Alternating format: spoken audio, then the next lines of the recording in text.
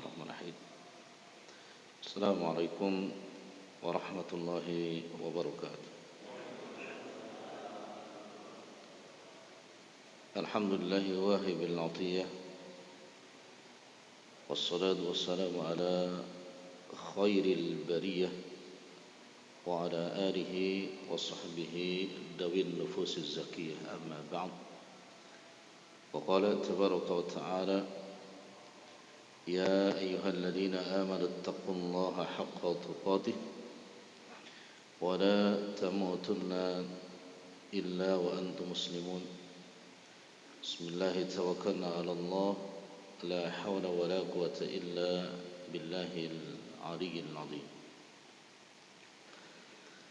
إخوة إيمان جماعة صلاة subuh rahimakumullah. Tidak henti-hentinya kita mohon kepada Rabbul Alamin, Allah Azza wa Jalla, semoga Allah Subhanahu wa Ta'ala senantiasa menjaga kita semua dari berbagai bala, wabah, bencana, dan apapun yang kita tidak suka, semoga dijauhkan oleh Allah Subhanahu wa Ta'ala. Dan wabah yang masih melanda negeri kita bil khusus, semoga segera diangkat oleh Rabbul Alamin, Allah Azza wa Jalla, digantikan dengan kesehatan, afiyah dan barakah fid dunya wal akhirah insyaallah. Baik, dengan izin Allah, insyaallah kita lanjutkan masih tafsir surah Al-Fatihah. Insyaallah ayat yang kelima, karena sebelum Ramadan kita ada tema khusus waktu itu tentang tarhib Ramadan. Kayak baru kemarin Ramadan, padahal sudah mau masuk Dhul Hijjah ya, sekarang masih Dhul Qaidah, sudah mau masuk Dhul Hijjah. Semoga Allah senantiasa berkahi umur kita, semakin dekat kepada Allah Subhanahu wa Ta'ala, semakin yakin bahwa dunia ini bukan tempat kita menetap untuk selama-lamanya, tapi suatu hari anak dan seluruh jamaah di sini akan diumumkan di masjid ini sebagai orang-orang yang segera akan disolatkan dan akan segera dihantar ke pemakaman. Itu harus betul-betul kita usahakan agar Allah ridha dan Allah memberikan nikmat yang terbaiknya kepada kita, yakni diwafatkan dalam keadaan husnul khatimah. Baik, kita akan baca surah Al-Fatihah dulu. Ana baca sekali, kemudian Bapak ikutin. Ya, mohon maaf Ustaz ya, mohon izin. Ini biar berkah aja kita baca dulu ya. Bismillahirrahmanirrahim. Ayo Pak.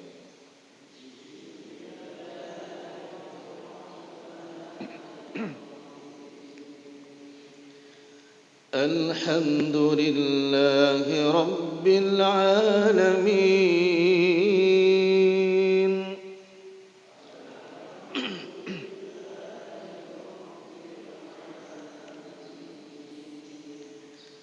Ar-Rahmanir Rahim.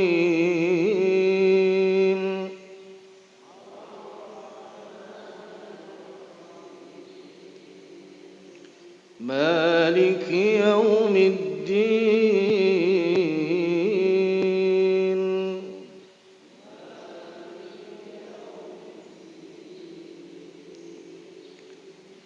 Iyyaka na'budu wa iyyaka nasta'in.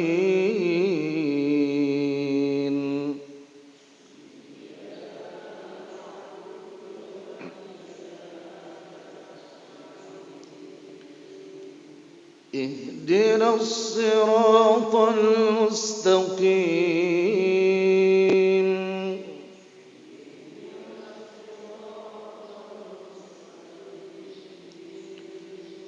صراط الذين أنعمت عليهم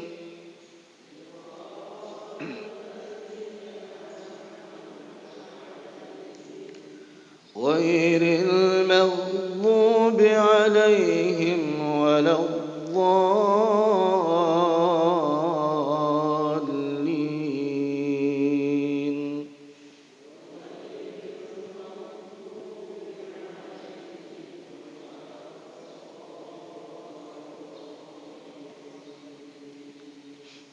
Amin.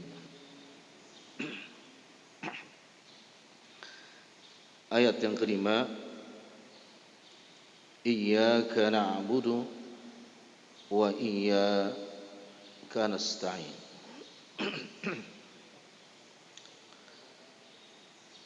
Wa qawluhu Iyyaka na'budu wa iyyaka nasta'in ay nakhussuka wahdaka bil ibadati wal isti'anah. Kata beliau rahimahullah ta'ala,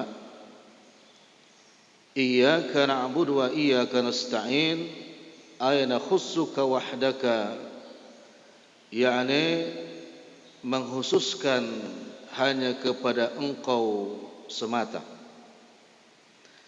Dalam perkara apa? Bil ibadati wal isti'anati, dalam perkara ibadah dan isti'anah. Apa isti'anah itu? Mohon pertolongan. Lianna taqdim al-maf'uli yufidu al-hasri wa huwa ithbatu al-hukmi lil madhkuri wa nafyuhu amma adahu faka'annahu yaqul na'buduka wa la na'budu ghairaka wa nasta'inu bika wa la nasta'inu bi ghairika. Bahasan yang pertama tentang kalimat Iyyaka na'budu. Kata beliau rahimahullah ta'ala, lianna taqdimal maf'ul, didahulukan objeknya, yakni Allah yang dituju. Yufidul hasri, ini memberikan faedah maknanya untuk meringkas. Apa yang dimaksud meringkas di sini? Yakni nakhussuka wahdaka bil ibadati wal isti'anati. Meringkas bahwa kami hanya kepadamu kami beribadah dan hanya kepadamu kami mohon pertolongan. Jadi tidak ada ruang, tidak ada pemikiran yang lain ketika objeknya didahulukan, bahwa ibadah apapun kita hanya untuk Allah dan hanya kepada Allah dan harus di jalan Allah. Begitu juga isti'anah. Ada yang menarik di sini, perkataan Al-Imam Ibnu Qayyim rahimahullah ta'ala. Kalau anak kasih contoh sedikit begini. Kira-kira kalau kita biasa sholat di shaf yang pertama, qadarullah wa masya fa'ala, suatu hari terlambat. Akhirnya kita menjadi bukan hanya di shaf terakhir tapi masbuk. Kira-kira hati kita ada perbedaan ke perasaan ketika ada di depan di shaf yang pertama dan masbuk yang terakhir, bahkan ketinggalan satu rakaat? Kira-kira perbedaan enggak? Baik. Sekarang naik pertanyaan. Perbedaannya karena merasa berdosa atau perbedaannya karena malu dilihat orang, dia saat di depan menjadi masbuk? Ayo, yang mana?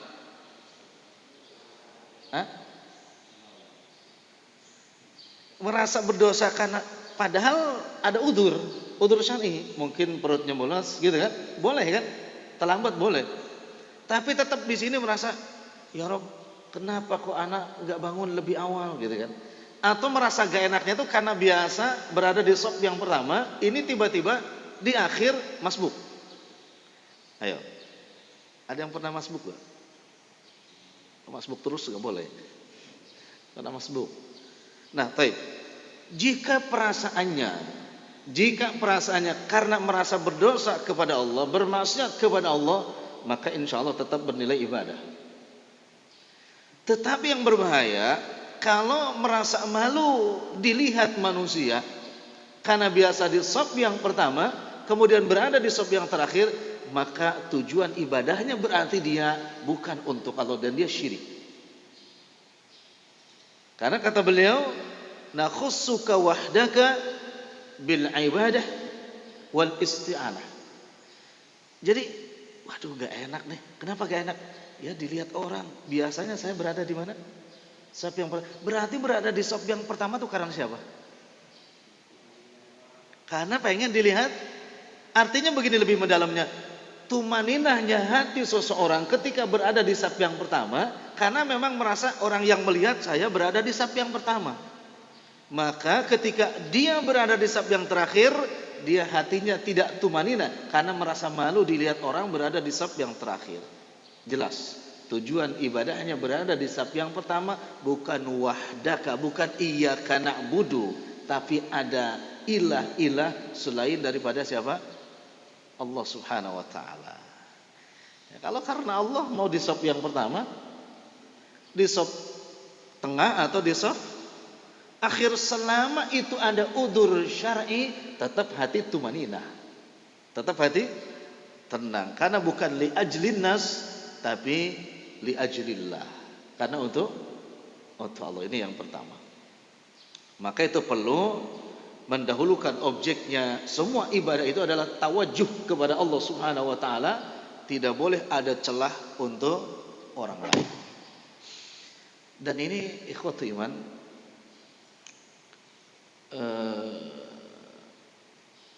ujian ya. Ujian itu kan akan selalu, setan itu akan selalu ada, datang mencari celah kita di dalam beribadah. Bukan cuma sholat. Yang sekarang hati-hati nih, mau apa? Kurban. Bapak juga kurban itu harus tumaninah hatinya. Tahun depan beli sapi yang harganya 60 juta. Enggak patungan, sendiri lagi, tumaninah. Ketika Covid misalkan, qadarullah beli sapi yang harga 15 juta, itu pun patungan, tetap tumaninah. Kenapa? Karena itu bagian daripada ibadah. Yang ibadah itu yang tadi nakhussuka wahdaka, harus tetap mengkhususkan seluruh aktivitas ibadah untuk Allah. Besar, kecil, ringan, berat, tetap hati kita tumanina. Kalau memang ibadah itu semuanya untuk Allah. Ini namanya iyyaka na'budu. Tapi yang tidak tumanina itu kadang suka muncul, Pak ya, sebagai godaan syaitan. Maka perlu ditazkiyah. Qad aflaha man tazakka. Qad aflaha man tazakka. Sungguh beruntung orang-orang yang mau selalu mengevaluasi man tazkiyah, karena godaan itu selalu masuk. Itu dalam urusan ibadah. Kedua, kata beliau, wal ibadatu ismun jami'un likulli ma yuhibbullahu wa yardahu minal a'mali wal aqwali adh-dhahirati wal batinati. Dan ibadah itu adalah ismun jami'un, sebuah nama yang menghimpun, mengumpulkan, ya, mengumpulkan likulli ma yuhibbullahu wa yardah, segala sesuatu yang pertama yuhibbullahu, dicintai oleh Allah, wa yardahu, dan diridhoi oleh Allah, minal aqwal, dari berbagai ucapan, wal af'ali, dan juga perbuatan, adh-dhahirati wal batinati, baik yang zahir atau yang batin, baik yang nampak ataupun yang tidak nampak. Kita bahas ini. Jadi apa itu ibadah? Kata beliau rahimahullah, ibadah itu adalah sebuah nama yang menghimpun dari segala sesuatu yang Allah cintai dan Allah ridhoi, baik berupa ucapan atau perbuatan, baik itu terang-terangan ataupun tersembunyi, maka itu disebut ibadah. Itu ya, itu namanya ibadah. Segala sesuatu yang Allah cintai. Lah, maka ketika kamu mau melakukan aktivitas, pastikan aktivitas apapun bahwa aktivitas tersebut yang pertama, yuhibbullahu, harus sesuatu yang memang Allah cintai. Kayak gini, Allah senang gak, cinta gak aktivitas kita yang begini? Dicintai. Berkurban, itu aktivitas yang dicintai. Jenis sapinya, jenis kambingnya yang Allah cintai, besar, kecil, kurus, gemuk. Yang mana? Yang besar, gemuk. Ada besar tapi gak gemuk. Coba lihat sapi itu, ada sapi yang besar, panjang tapi gak gemuk. Ada yang buntel namanya, pendek tapi gemuk. Nah, itu. Ini pastikan seluruh aktivitas ibadah itu bahwa Allah mencintainya. Satu. Kedua, wa yardahu, bukan cuma mencintainya, Allah ridho, Allah senang. Maka bedakan antara cinta dengan senang. Kalau Anda definisikan, cinta yang menjadikan sesuatu kita senangi, atau sesuatu yang kita senangi yang membuat kita jatuh cinta. Coba yang masih muda lah, definisi ini mana dulu? Mana dulu Pak, itu yang didahulukan. Mencintai sesuatu sehingga membuat sesuatu itu kita senang kepadanya, atau menyenangi sesuatu yang membuat kita tuh mencintai sesuatu tersebut. Mana kira-kira? Senang dulu, habis senang baru jatuh cinta. Bukan cinta dulu. Cinta dulu kemudian menjadi senang. Ini definisi para ulama. Terhadap istri kita dulu menyenangi dulu lalu jatuh cinta, atau jatuh cinta dulu lalu menyenangi? Jujur, cinta dulu atau senang dulu? Yang masih ingat adalah cinta dulu, senang dulu. Gini Pak, kalau cinta yang membuat kita jatuh cinta karena menyenangi sesuatu yang ada padanya, gitu ya. Bapak beli sapi yang harga 60 juta. Kenapa jatuh cinta kepada sapi yang 60 juta? Karena ada sesuatu yang kita senangi, besar, gemuk, mulus, gitu ya. Nah, itu. Tetapi ikhwati iman, kalau kita mencintai sesuatu seperti itu, kira-kira abadi gak? Enggak. Kenapa? Karena kalau sapi itu diurus oleh orang yang bukan ahlinya, kira-kira sebulan makin gemuk apa kurus? Kurus. Kalau sudah kurus, kira-kira tetap gak ada cinta? Enggak. Berarti dulu kalau kita jatuh cinta dulu kepada istri, itu salah. Maka kata Nabi kan, taribat yadaka fadfar bidatidin, taribat yadaka, pilih yang memiliki apa? Agamanya. Karena dengan agama kita akan menyukai sesuatu, akhlaknya kan gitu. Karena ada sesuatu di dalamnya sehingga kita jatuh cinta. Dan karena sesuatu ada yang kita sukai, maka apapun yang ada di dalamnya, kekurangan itu akan hilang, akan tertutupi. Kenapa? Karena dengan ridho sehingga kita jatuh cinta. Bukan karena cinta karena ridho, tapi dengan ridho kita jatuh cinta. Raditu billahi robba, itu dulu kan. Wabil islami dina, wabi Muhammadin nabiyya. Ridho dulu, cinta dulu. Ridho. Tapi urusan ibadah kepada Allah jangan ridho dulu. Harus cinta dulu. Kenapa? Karena tidak semuanya ibadah kepada Allah itu senang dulu. Enggak loh Pak. Kalau nggak percaya coba. Ustaz siapa namanya? Saiful Anam ya. Barakallahu fiik. Coba Ustaz gak usah dikasih tahu Pak Haji sholat subuh tadi rakaat pertama 5 lembar. Kira-kira antum ridho gak? Seneng gak? Enggak. Maka Allah menyebut yuhibbullah bukan yardo. Kepada Allah tuh urusannya cintai dulu. Ridho itu belakangan. Jangan ridho dulu. Kalau ridho dulu pengen yang seperti apa? Ya pengennya kayak tadi itu cukup dah. Gitu Ustaz. Rakaat pertama tadi cukup. Itu kalau cinta dulu. Kalau ridho seneng dulu. Seneng itu. Tapi belum tentu. Gitu kan? Kalau urusan ibadah itu kepada Allah cinta dulu, ridhonya pasti ngikutin, gitu ya, gitu. Tapi kalau urusan dengan manusia, hablum minan nas, cari ridhonya dulu, baru pasti jatuh cinta. Jangan kebalik ya, jangan untuk Allah ditukar, nggak mungkin. Itu anak yakin gitu. Kalau tadi 5 lembar pertama, 5 lembar kedua, pasti nggak ada yang ridho itu, sedikit yang ridho. Enak sih suaranya tapi tadi kepanjangan. Oh, itu gak ridho kan, sehingga gak jatuh cinta. Tapi kalau sudah ridho dulu, senang dulu. Ya, harus senang, cintai dulu. Allah cinta, Allah cinta, Allah cinta Allah. Sudah pasti semua jatuh ridho, senang. Itu kalau kepada. Nah, ini maka disebutkan yuhibbullahu, cintai dulu, baru wa yardahu. Kalau sudah mencintai Allah Azza wa Jal, pasti jatuh cinta, pasti senang. Loh Pak, kalau sudah kurban tuh beli sekian ujungnya seneng kan? Alhamdulillah kemarin saya lagi punya duit, ya untung beli hewan kurban yang 60 juta. Kenapa Pak? Sekarang ini lagi agak sedikit ekonomi saya gitu. Akhirnya saya beli yang 15 juta. Masya Allah kan? Ada asarnya luar biasa. Kenapa?